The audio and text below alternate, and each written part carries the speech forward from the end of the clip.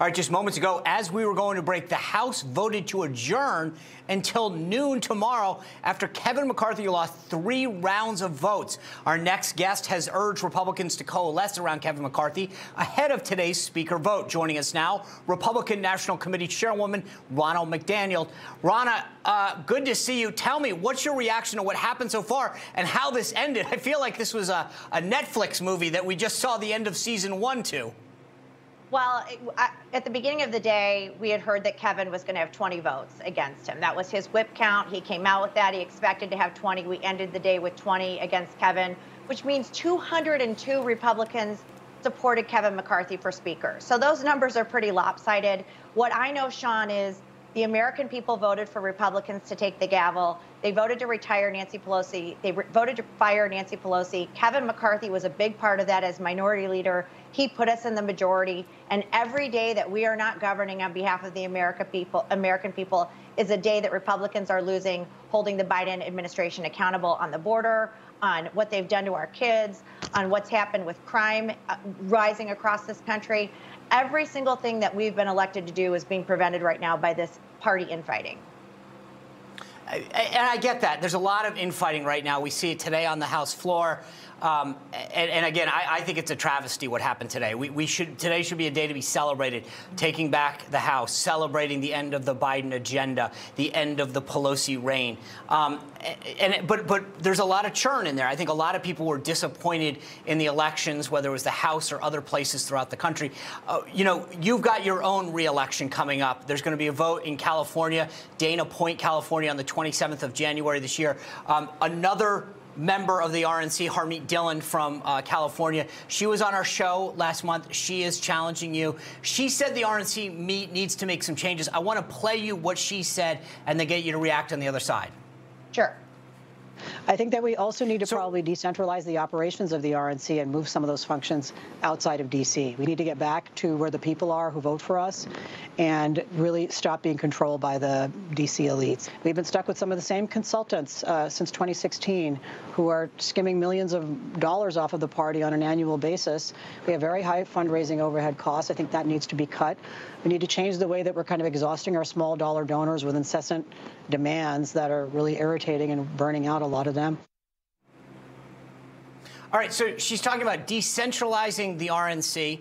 She's talking about reducing consultant costs. I asked her on that question who she's talking about, whether or not things have changed since I worked there, because most of the staff did work out in the field. She didn't really get to the bottom of it then. What do you say to the charges that she made then?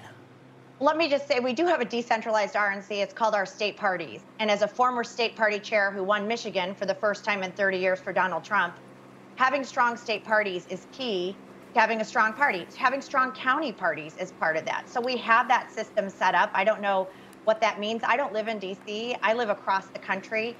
And our grassroots are our lifeblood for our party. And they're the ones knocking doors and doing the work. But they do it through the county and state party structure.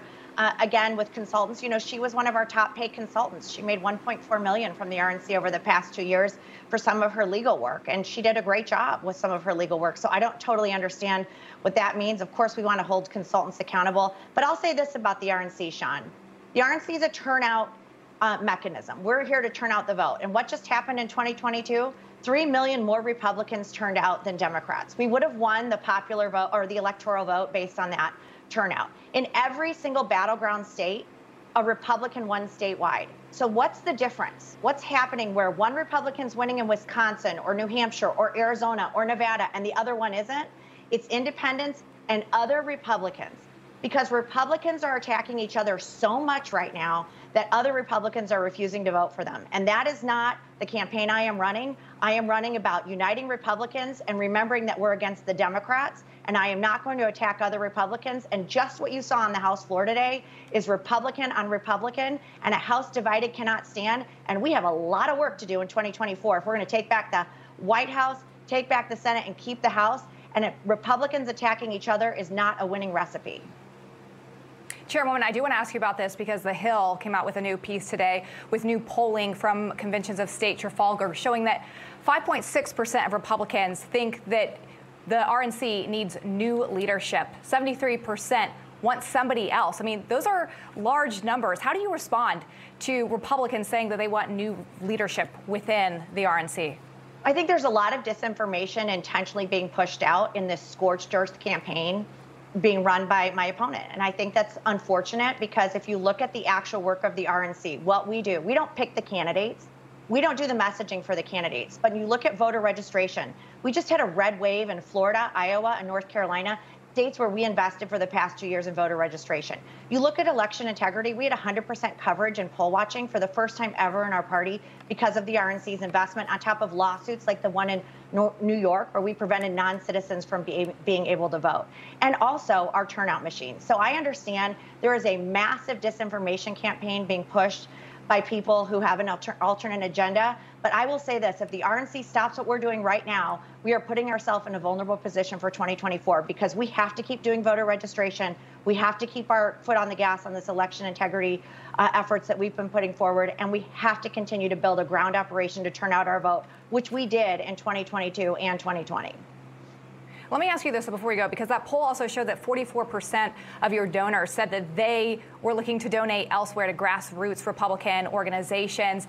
Are you looking to change anything for 2024? Only about 30 seconds left for you. Well, I will say this. The four foremost finance chairs for the RNC have endorsed me. Our donors have great support. I've raised $1.5 billion as chair of the RNC, and $263 million of that has gone directly to state party transfers. So I think there's a lot of misinformation being floated to skew polls like that. I don't even trust that poll. But I know this. If we continue to fight each other, if we continue to elect leaders that are all about attacking other Republicans, we're going to get what we pay for. And that means Democrats in leadership forever and ever. And I'm going to be focused on bringing Republicans together and not focusing on division and hating each other so much that we forget that we need to defeat the Democrats, who have left our borders open, who kept our kids masked and out of school for 2 years, who have let crime run rampant in our country and have let the American people down. And that's only going to change if we elect Republicans. And we did just win back the House of Representatives. We deserve a speaker so that we can start governing. That's what the American people wanted. All right. Chairwoman Ronna McDaniel, thank you for joining us. Have a great night. Thanks for having me.